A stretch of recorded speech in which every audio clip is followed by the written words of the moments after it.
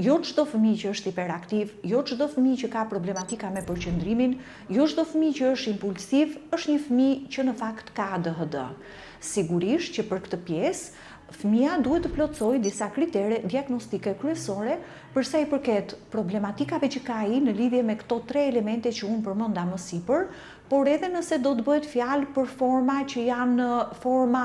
të cilat nën variante të ADHD-s që është çrregullimi kryesor.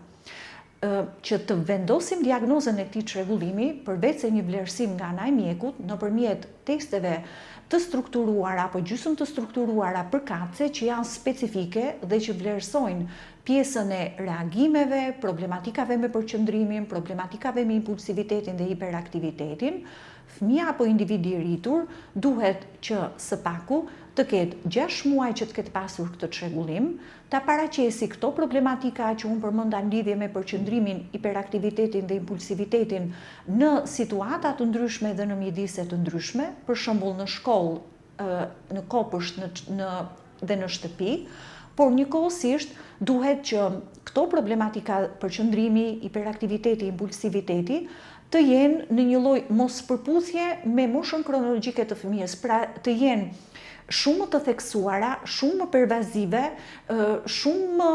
ndikuese për sa i përket funksionalitetit të jetës së përditshme, se sa pritet për moshën e caktuar kognitive apo kronologjike që ka fëmia.